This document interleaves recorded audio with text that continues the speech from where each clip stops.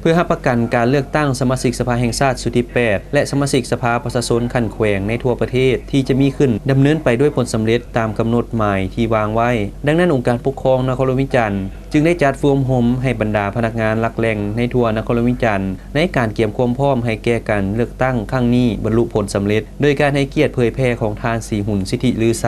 ห้องเลขาคณะพรรคห้องประธานคณะกรรมการเลือกตั้งสมาชิกสภาแห่งชาติสุดที่8และสมาชิกสภาประชาชนนครหลวงวิจันทร์ในวันที่15กุมภาพันธ์มาอยู่ที่โรงเรียนการเมืองการปกครองนครหลวงวิจันทร์ซึ่งมีบรรดาหัวหน้าแผนกการห้องหัวหน้าแผนกการห้องแผนกการพร้อมด้วยพนักงานหลักแหล่งทั่วนครหลวงวิจันทร์เข้าร่วมรับฟังอย่างพร้อมเพรียงในการเผยแพร่ครั้งนี้ผู้เข้าร่วมได้รับฟังมติตกลงของกรมการเมืองศูนย์กลางพรรคว่าด้วยการเพิ่มทวีการชี้นำของพรรคการเพิ่มทวีการชี้นำของพรรคต่อการเลือกตั้งสมาชิกสภาแห่งชาติสุดที่8และสมาชิกสภาประชาชนแขวงนครระยะปี 2016 หา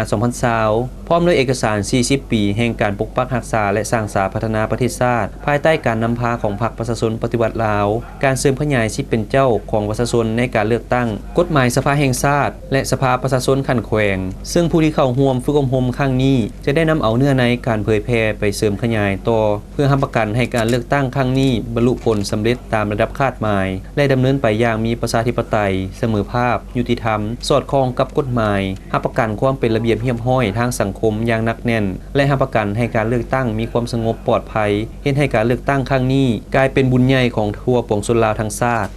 ส่วนอยู่ที่สโมสรเมืองสิโคตะบองก็ได้จัดกองประชุมอบรมพนักงานหลักแหล่งเพื่อกล้าเกียมให้แก่การเลือกตั้งสมาชิกสภาแห่งชาติสุดที่8และสภาประชาชนขั้นแขวงขึ้นเส้นเดียวกันโดยการเข้าร่วมของท่านนางภูเวียงแก้ววงวิจิตรเจ้าเมืองสิโคตะบองในพิธีบรรดาผู้เข้าร่วมได้รับฟังการผ่านมติตกลงของกรมการเมืองศูนย์กลางพรรคว่าด้วยการเพิ่มทวีการชี้นำของพรรคต่อการเลือกตั้งสมาชิกสภาแห่งชาติสุดที่8และสมาชิกสภาประชาชนแขวงนครหลวงวิจันทร์ระยะ 2016 หา